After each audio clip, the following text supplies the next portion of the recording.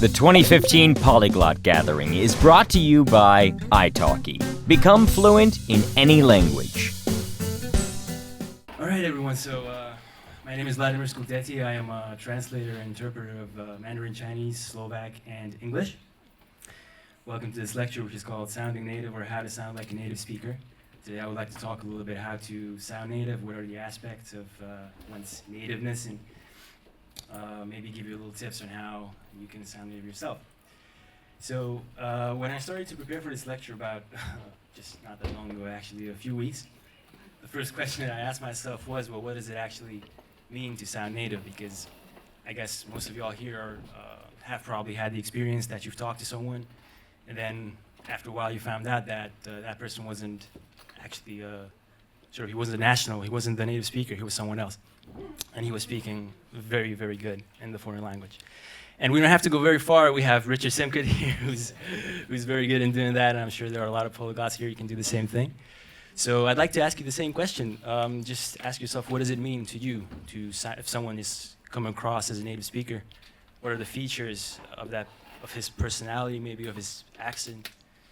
If you talk to Richard and you talk to him in Spanish, what does it make him sound Spanish? Richard, what do you think? What makes you sound Spanish when you speak? Depends on the person's point of view as well, I suppose. So would you have any, if you really had to talk about the qualities that you have? If you want to sound native, you always have to have a dialect.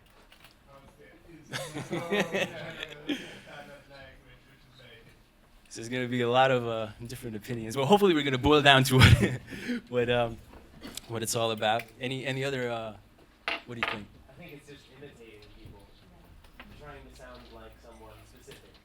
And when it comes to the exact qualities, imitating is a very general term, but if you really had to pinpoint those qualities that make a person sound, what is it, an accent? What is it, the vocabulary that he's using, or? It's her body language. All right, that's interesting. So when you talk to someone on the phone, how would you? How would you? You can tell if they're smiling, for example. That's right. That's right. So anyway, I thought about it for a bit, and to me, it seems like there are three major or key things that make a person sound native. And the first, probably the most important one, is accent. But it's not like British English or American English type of an accent, but you have a good accent type of an accent, this type of an accent. And by that, we mean more than just accent, right? That's intonation, that's correct stress. Quite often, it's also the sort of like the color of one's voice and things like that. So all that is sort of like the packaging of the language. Probably the most important thing. But there are two other things that I think are contributing very much to whether a person comes across as a native speaker or not. The second thing is structure. That would be grammar and vocabulary that a person is using and how much of it he knows, and also very few mistakes that a person is making in that. And the third thing, which I think is less obvious and something that took me quite some time to sort of think about it, I actually don't know how to call it up to this point. I call it style or feel for the language. It's basically the ability to choose, out of all the expressions you know, the most suitable one for every single situation that you're in. And this is not just like using, for instance, expressions like, okay, that's the straw that broke the camel's back. It's fine that you know it, but this is not what I mean. It's really just knowing how to say what is suitable in every single second. So I'm going to talk about these three things now, more in detail. And unfortunately, we started a little bit later. Oh, and by the way, the picture, it looks like it's absolutely unrelated to what I'm talking about. And I thought it wasn't, but I just chose it because it's a really nice presentation. But you will fit, if you like IQ tests, it actually is related to what I'm talking about later. Hopefully you will see what I see in it. Okay, so accent.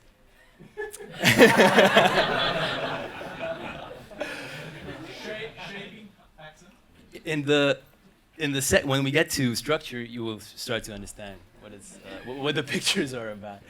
So the same question, when Richard or someone who's really good speaks a foreign language and he comes across as a native speaker, what are the features of his accent that make him sound as a native speaker? What do you think?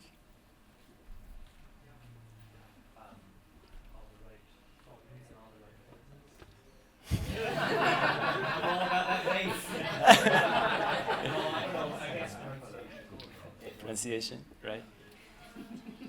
Right. Richard, do you have any, like, when you say you speak Spanish, right? And, Yeah, I mean, the thing is, when you're going to be a native, when I said before, it depends on whose opinion you're looking for.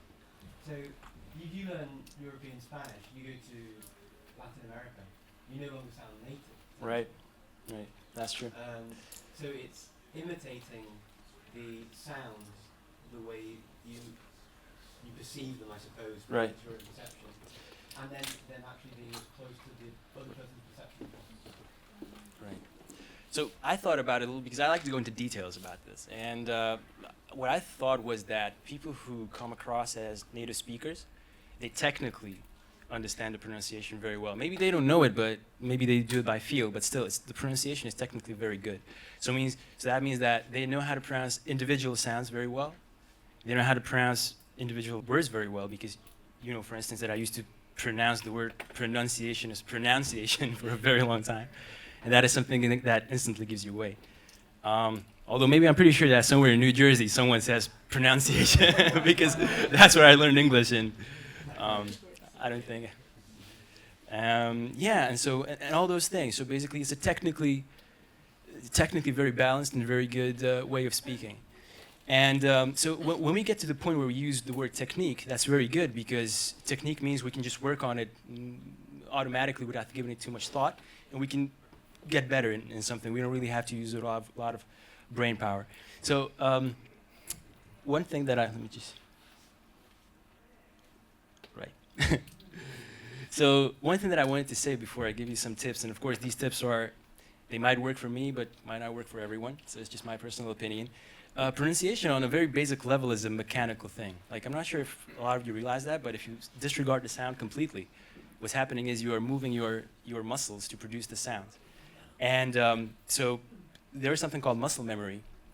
And on a very basic level, if you speak language A, only language A, there is only a certain amount of positions into which your speech organs can get to. And there's only a certain amount of combinations in which they can get there. And so it's natural that if you speak one language and you're going to learn another language where there are some positions that do not exist in this language and some combinations and patterns that you just don't know how to use because you never use them, you are going to feel insecure. It's not that you don't know how to speak the language, it's just that you're not used to that. And I found a remedy for this, and it's one of the tips that I want to give you is to read out loud for extensive periods of time. So if you have the time, you can just pick up a book and read it for 30 minutes out loud. And you will really get tired after 30 minutes just, of course, doing that.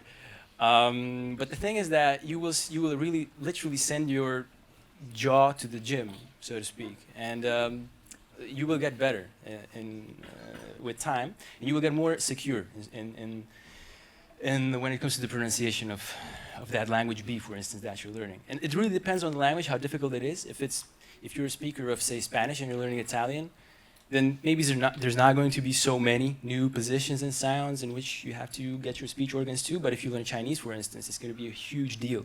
So this is something that really helps. Now, how to improve accent? First, I think the most important thing is to individuate your mistakes, because if let's say you're learning Italian and you know how to do the trilled R, but you don't realize that there are two E sounds, for instance, right? And that's something that is giving you away as a non-native speaker. Individuating mistakes is very difficult because you just don't hear yourself. Even if you record yourself, you don't necessarily hear what your problem is. So you either have to find a pronunciation coach or someone who can hear that, and more importantly, someone who can tell you that, who can let you know what you're doing wrong. Because it took me very long. For instance, Luca Lamparello had to tell me that in French there's e and e. I just didn't hear it. It happens. And in Chinese, for instance, where we have so many different sounds that are just slightly different, and we don't hear that, it really takes a long time to sort of individuate your mistakes and start working from there. Details versus the big picture. So I like the analogy of the hairdresser. Like when a hairdresser is cutting your hair, he cuts it from up close, and then every now and then he goes back and looks at the sort of the whole picture for a bit. And so he's working on the details, and then he's looking at the big picture. And the same thing is with pronunciation. You have to work on details, which would be, in this case, individual sounds, the pronunciation of individual words, the intonation, and so on. But at the same time, you have to sort of step back and listen to the whole picture, to what your flow sounds like.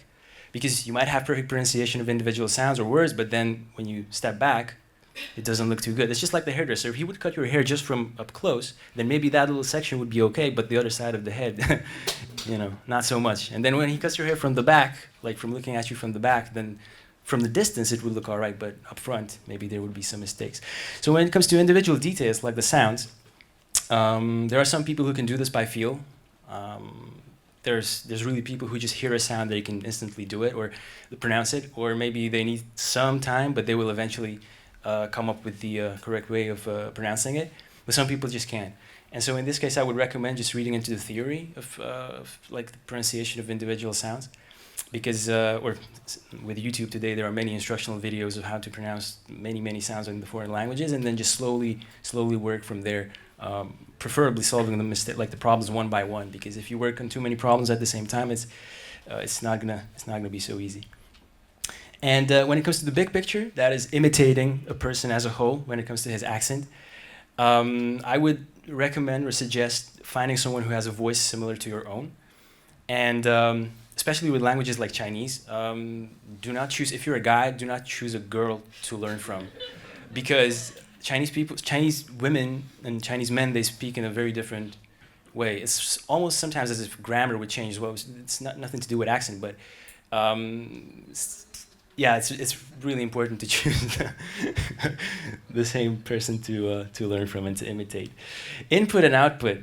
Read a lot and listen to a lot of radio maybe, so that you have this model of the correct language and pronunciation somewhere in the back of your mind. And a lot of output, so talk to a lot of people, record yourself. Both of these things help a lot. Speak slowly, because I don't think that sort of speed is equal to quality. There are a lot of people who, when they learn a foreign language, they go and they speak really fast because they think it's going to sound more native, but that's not what happens. It sounds more native to people who don't understand the language, but so the only thing that it does is it solidifies your mistakes, because if let's say you have 5 mistakes that you're making constantly, if you speak too fast, then you have no way of realizing which mistakes those are and work on them. And you can't be shy. Like, unfortunately, there are sounds in foreign languages like Chinese that sound really strange to us, and you have to accept that. To Chinese people, they don't sound strange. These sounds do not sound strange to Chinese people. So. Can you give an example? 日, for instance, or I don't know, sun or day, or Japan, but only written. All right, structure. Maybe by now the picture is going to be a little bit more. How should I put this? Yeah. So structure, right? I mean, it looks like. All right. So structure. This is not something I would like to talk about for a very long time, because we don't have the time, but also because I think it's not too interesting.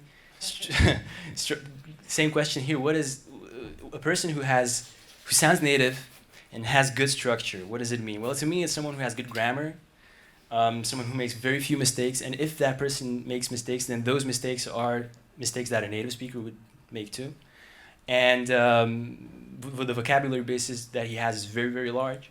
Same thing for like the collocation and expression. So basically, a structure is just the building blocks of a language, and a good speaker of a foreign language would have a really, really good solid structure.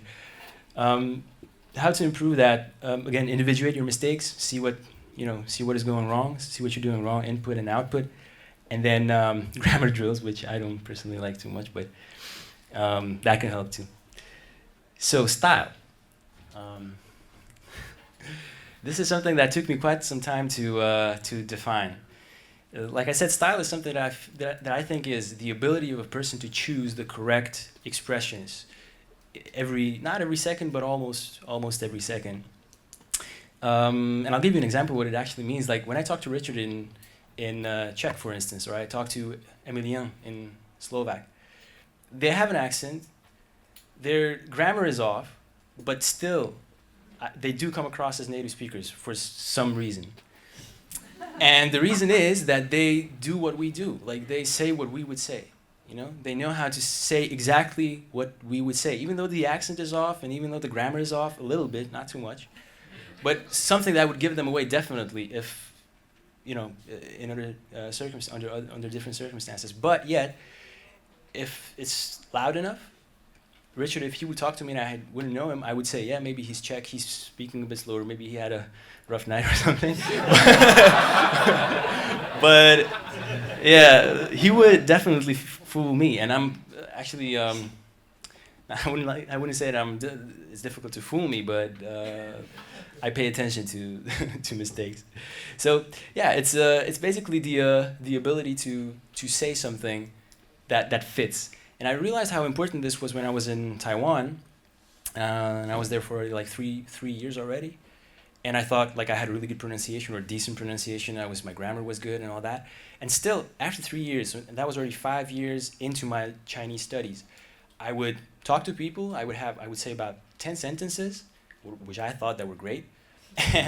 And the person would come back to me and say, "Oh, so what you trying to say?" And then he said the exact same thing that I said, just sliced it and diced it and spin it around and used his expressions, which was absolutely native. And then I said, yeah, that's exactly what I wanted to say. And I started paying more attention to this. And I realized that with Chinese, because it's such a difficult language, this is something that is very important in Chinese. In European languages, if you speak Italian and you want to speak Spanish, you literally just switch a little bit. You can use the same expressions and so on, but you just switch a little bit. With Chinese, you literally have to learn every single, like a new expression for a new situation, a new expression for a new situation. And this is not,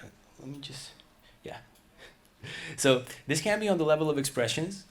So for instance, when I was preparing for an interpretation for the civil court in Slovakia, it was a Chinese-Slovak interpretation. There was a guy who was in a car accident, a Chinese man. And I was watching judicial videos from the Taiwanese Judicial Ministry of Justice, just to see what they were like, what they say usually in certain situations.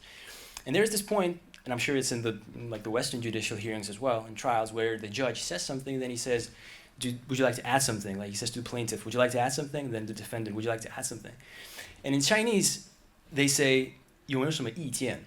Right? Which directly translates into, do you have any opinion about that? So it's slightly different, because if you would say directly, do you have any questions? Like, 有什么问题吗? It doesn't fit in that situation at all. So this is on the level of expressions. I remember I was, another example, I was in Bratislava with my friend. He's an American, he's learning Slovak. And the whole street was under construction. There was just this little bridge where you could pass. And he told me in Slovak, musíme ísť tam, which translates directly as, we have to go there. And then he asked me, was that all right? And I said, yeah, well, I understood what you wanted to say, but I would say, musíme ísť taďaľ, like slightly different, right?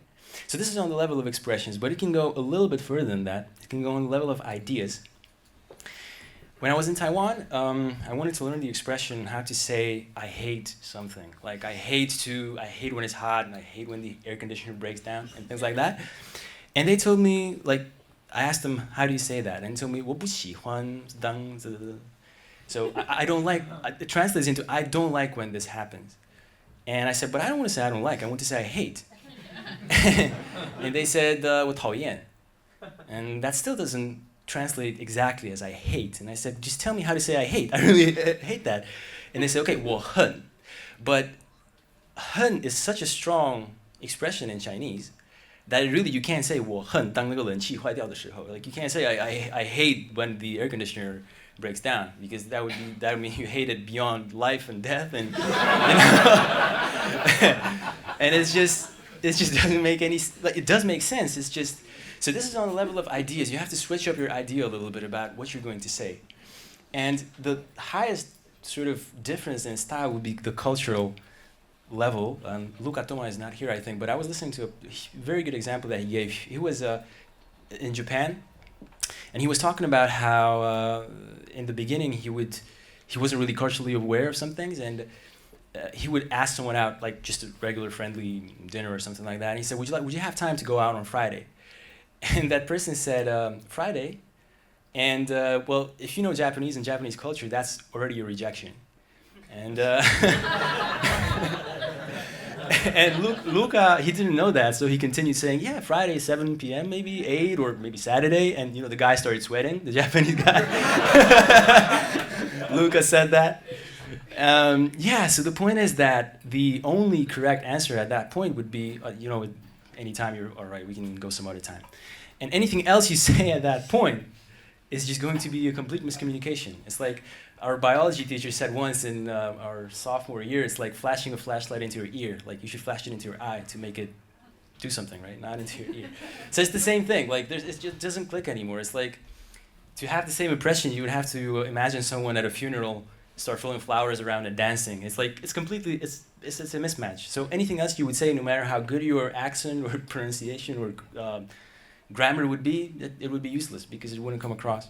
So, and a person who has good style just has everything. He knows how to say, he knows what and when and how to say it in every single situation. And that's what makes a huge, huge difference, I think. So how to improve style? A very good trick. When you come across something and you don't know how to say it, instead of asking, how do you say this? Ask, what would you say in this situation? Because the person is going to tell you exactly what you need to say, not what you want to say. So, giving the first analogy, the first example that I mentioned when I was looking at the judicial hearings. So instead of asking, how would you say? Do you have any questions? Like plaintiff, do you have any questions? Defendant, do you have any questions? What would you say? And then he would say, okay, you want some ETN. Like that's the phrase that you would be looking for. And imitate is something which is, I consider it to be a shortcut. When you can literally copy a style of someone you like or someone who's close to you, but you have to be very careful with this because I have a lot of friends who are in Taiwan and they have learned Chinese by listening to Taiwanese talk shows. So they imitate the talk show hosts and the guests that are there. As a consequence, they sound much dumber in Chinese as they do in English. So this is something that is extremely important. And with languages that like cultures that are so different as Chinese is, it will take you a lot of time to find the person that you need to imitate. Like if you are, example, if you have parents that one parent is a professor, the other one is a doctor, you have a house, you went to high school there and there and there, maybe you're from such and such a social status, then you should be looking for that person in the other culture and try to imitate that person because you will sound really weird. I mean, my friends, I don't want to tell them that, but they just sound a bit dumb. Input and output, basically the two same things. Just try to observe and listen to as much native material as you can. And it's something that is very difficult to learn, but I think it will really, really make a difference in the end. And the same thing is just output. Talk a lot, write a lot, chat a lot on MSN is helping too. And then live in the country. But this is a bit tricky too because some people, when they are in country, they don't interact with the locals too much. And then what's the difference if you're back home and you just work on your language materials but not talk to people? You need to get into those situations where you have to ask, what would you say? All right, so did you get the pictures? Right? Okay, so thank you. If you have any questions?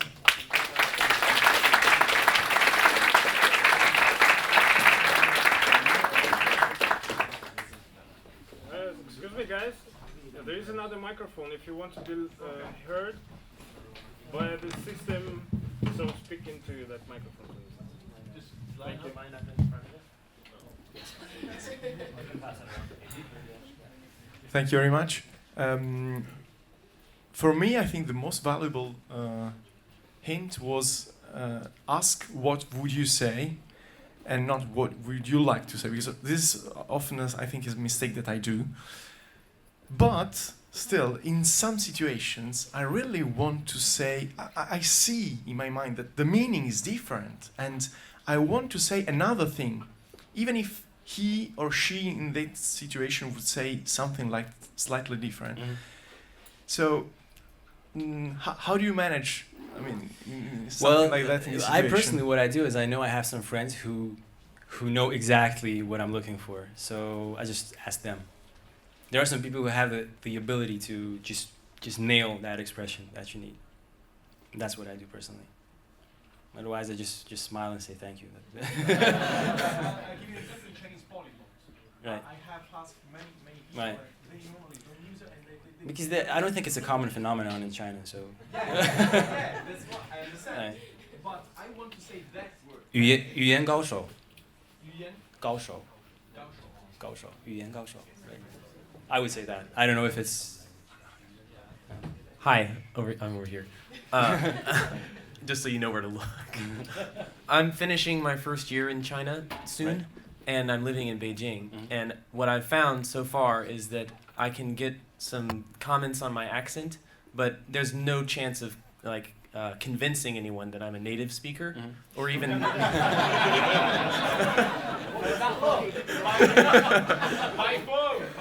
By phone, maybe, right. So I'm wondering if there's because if we're speaking a language that's not so far removed culturally like that in that way, then there's a final level we're trying to attain where they think maybe we were born there and we have a different cultural background, a family background. In Chinese, from your experience, you said it's 8 years, I think, right? Is there some kind of thing you're trying to reach, the top of the ladder for you? Yeah. What is it for you? Well, to be mistaken for a native speaker, for someone to tell me that I grew up in Taiwan and things like that.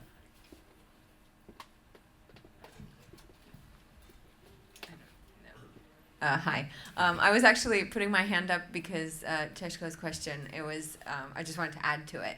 Because that also happens to me when I really want to know one word. And then what I find is that if you ask a series of comparative questions, so if they say, no, that's not the word you want this, and they say, okay, but how do I say this word, and then how would you use it? So then you get a broader, just keep asking questions that they can answer, and then if they really don't get it, then yeah, thanks, and bye. But I find that gives you a kind of better understanding. They also understand what you're getting at, so you start collaborating in that sense.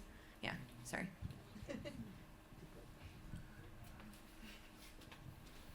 Everything you said falls perfectly into place and makes a lot of logical sense. You talked, however, about individuating your errors, and I'm thinking in pronunciation to get the accent down. And when you ask a native speaker, so many of them are so blissfully unaware. How do you find that right person to say, here's where you're making the mistake? This is the correct way. And I think it's important also not to find a person who's overcorrecting you. He's showing you mistakes that are actually not even there. It's really hard. I mean, there are people who just have the ability to, first of all, to hear the mistakes and then just show them to you in a way so that you actually understand where the mistake is. Well, you just have to look for that person, because a lot of native speakers, for instance, when I was learning a little bit of Taiwanese, I wanted to know how to say what's the name of the eggplant in Taiwanese, and I kept pronouncing it wrong, and Taiwanese people kept telling me that the tone is off. And then a foreigner who spoke really good Taiwanese told me it's not the tone is right, but there's this initial consonant that is not voiced, it's semi-voiced, and that was it. So.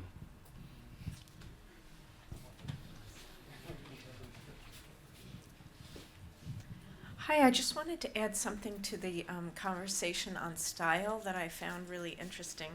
I'm actually borrowing from Benny Lewis. It was one of his blog posts in which he wrote that adopting the style of dress where you are can be very helpful. So it had nothing to do with how you sound, the quality of your, the level of your skills, but rather that if you try to look like you blend in the culture that you're in, he found that people were much more open to speaking with him, and so I thought that was really interesting because it's something that people don't generally think about. So I thought I'd add that here. Thank you. Is that go in line? Okay, yeah. Hi. Thanks very much for the presentation. I really enjoyed it so far. I'm just wondering if sounding like a native speaker as a goal, which you set for yourself to be, to sound like you grew up in Taiwan, is that really of value at the end of the day because you didn't grow up in Taiwan? And what's the objective in sounding like a native speaker? Maybe there's situations where not sounding like a native speaker would be actually better. And what motivates you to sound like a native speaker? What's your own personal motivation? For me personally, this is something that I really like to. I mean, it's something that I'm aiming for. It's not necessarily achieving it, but just aiming for is something that I like to do. I don't know. I mean, languages are something that I have been learning for a very long time, and I think that to a certain extent I'm good at, and it's just logical to have that ultimate goal. I guess it's like, I don't know. It's I aim for that. Maybe other people just aim for simple conversation. I think different people have different goals. I think many people say that the most important thing is to have your goal defined, and for me, it's that. So whether it is useful or not, it depends really. I mean, it's just the quality that makes me happy. So it's more the challenge. It's like, I don't know, if like, regardless of what it is, if people do something that they like doing and are good at those things, then they want to have the highest. I think it makes them happy if they can achieve that highest possible goal, and in languages is to be mistaken for a native speaker, for me personally. Hi, I'm here. No, I just want to see that from a different perspective, like, because my native language is German, and there are a lot of people asking me how to pronounce things. And for me, it's really important to pronounce something and see where is my tongue, right. where does the air flow.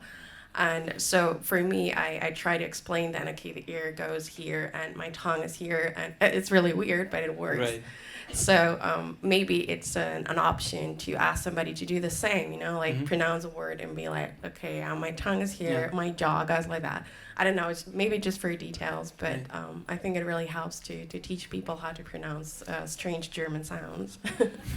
So when I was talking about details versus the big picture, when it came to accent, that's exactly what I meant. Like, some sounds you literally have to go into the greatest possible details to figure out how they should be pronounced.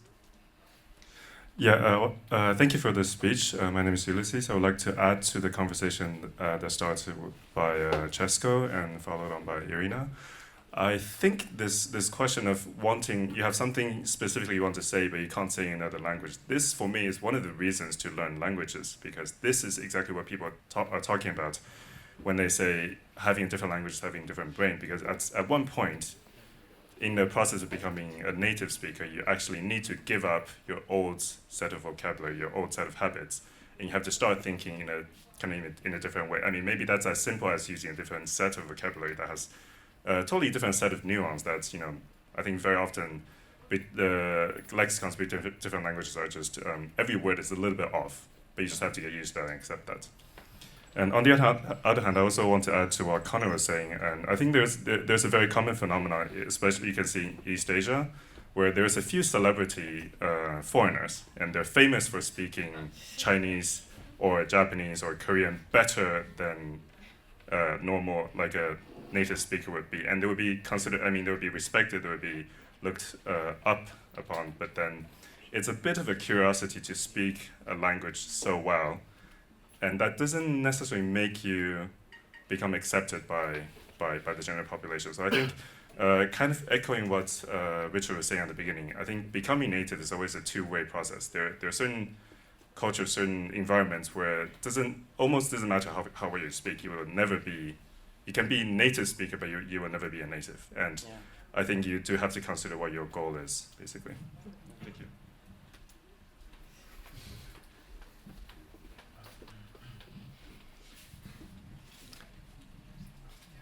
I just wanted to add to your comment about dressing like a native, because I've experienced that as well, where no matter how well I spoke in rural Catalonia, some people would just say, well, you don't dress like us. Or like, faz cara de guiri. Like, I just don't, they would just be like, okay, you look different. Yeah, I don't look Catalan. Maybe sometimes people could be confused and think I was from Mallorca or something.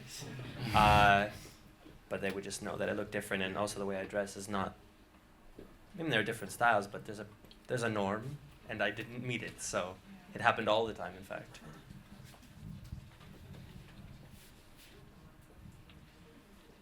I have a couple thoughts about the question whether it's, what's behind the goal of sounding like a native speaker.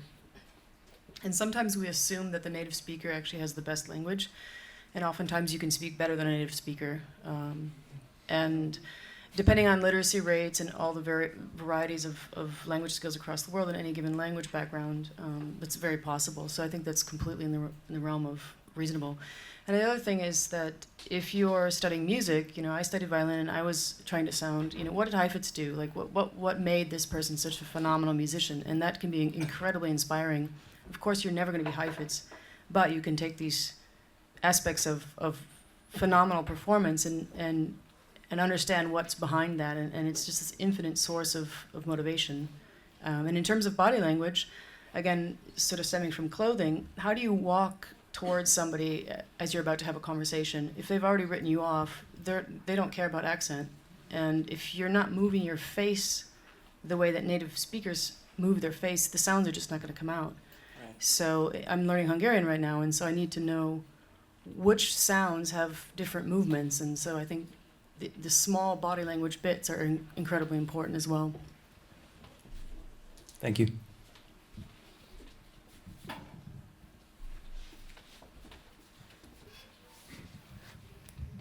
Thank you. Regarding the style aspect, many expressions come from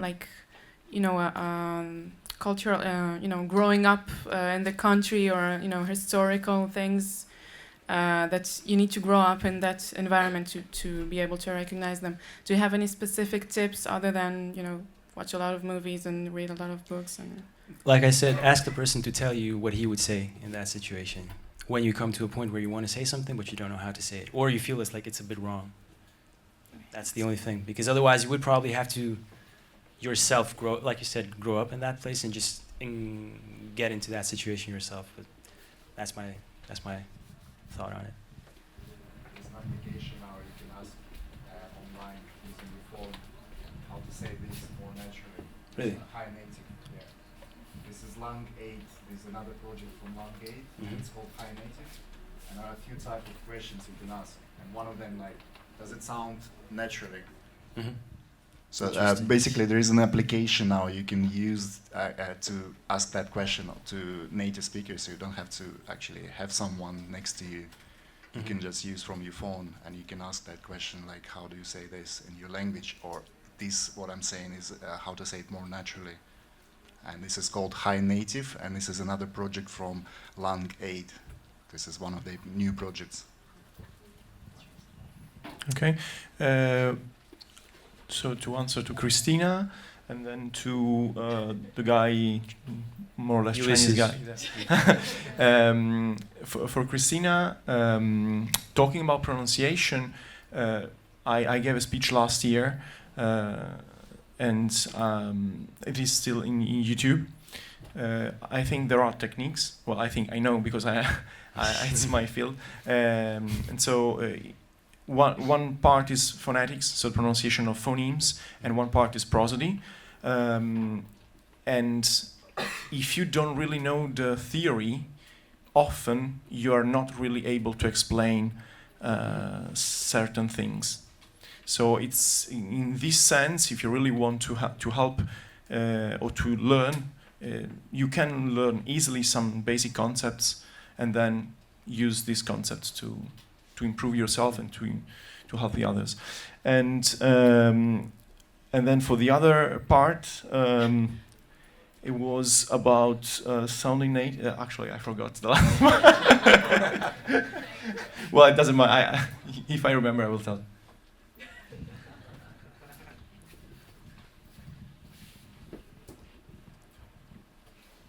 How do you measure sounding native? Because you said it's a goal for you, so how do you know if you're coming closer to your goal?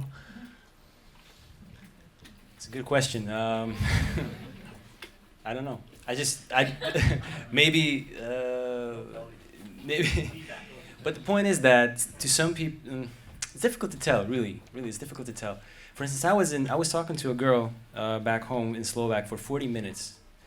And after 40 minutes, when she told me that she's going home, and I said, "Where is home?" and she said, "Ukraine," is when I realized that she was Ukrainian. And we were talking in Slovak. And as soon as she said that, I started to see the mistakes she was making in Slovak. So it's really like an illusionist making an illusion. He's getting your attention over here, but an elephant appears over here because you haven't, like, you weren't watching this side, then you just didn't notice it. So it was something like that. So when a native speaker will tell you that you sound native, maybe because he just wasn't ready for that, you know, and as soon as he realizes that you're not a native speaker, then he will start seeing the mistakes. So I'm not sure if a native speaker's feedback is always so reliable. For me personally, I don't know. I mean, I know that I do sound native maybe in some languages, and in some languages I don't, and I just do it by feel. Hi. Thanks for the presentation. I have no question actually. I just wanted to say you that I agree with what you say, especially with one point that to speak like a native, you can imitate the other people when you are in the country. But as you said, don't abuse of this. Be careful because, for example, I work in Poland. My first job, I was volunteer with disabled people mentality. And I learned Polish from them. So actually, I managed to speak Polish like a native, but like a disabled native. So.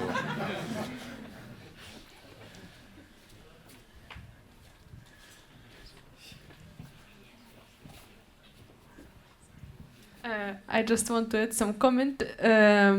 First of all, I think that when it comes to nativeness, it's the most difficult thing is to understand humor in other language. Yes, and I think that maybe sounding native is also a little bit about be able to understand humor and to joke. Yes.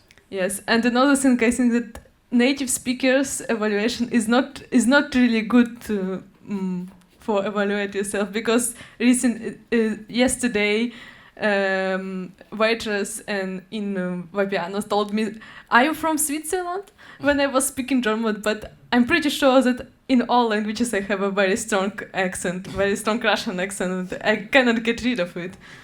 Yeah, so I don't think that it's a good evaluation of my ability to speak on German. See, but she was German and she told you were Swiss, right? Yes. So it happens to me frequently that British people tell me that I sound American, like a very native American, but when I talk to American people, they often tell me, "Oh, I can hear an accent." So maybe a Swiss person would tell you that you're not a Swiss person. In fact, I have had the experience otherwise, in the other direction. I'm French and living already for 35 years in Holland. And when I come home, my friends of my family say that I have an accent in French. Which I don't agree about. I'm sorry, the time for questions. Oh, this is the last question. So, hello. Thank you for the presentation. Oh gosh, I'm excited. So the thing is, what I'm come across is that because you have the accent, structure, and style, the first thing to ask is that which one is easiest to come across in order to improve your accent to sound like native speaker, like accents or style or structure. That is the first thing. Because for me, I think maybe the structure go first and then you realize your mistake and go in level, and maybe culture is the last thing because it's hard to learn. But then with a comment from other people here in this room, they say like if you trace a chord and blend in, maybe it's easier to fool other people. So I don't know which one, like in which step that you should do first, because if you keep trying doing something and you feel like, oh, you're not reached that yet, maybe you just feel so kind of like disappointed at yourself. But if you can pass one level and you just feel like, yeah, I can do it, so you can move on and move on. I think they're not really leveled, like they're not leveled up. It's not like you do level 1, level 2, level 3. There are 3 separate things. And of course, I think structure is the easiest because there's so many books that have been written about it. We just sit down and you just study. That's it. You don't really need any special talents, I think. Accent, it's more difficult because you're working with sound, basically, so that's a bit different. And style is the toughest one because you need to be very aware of so many things, with the culture. You have to have that feel to be able to put in the right expression in the right place. So I think the style, and there's no book to teach you that, so you really have to do it by feel. All right, so thank you very much.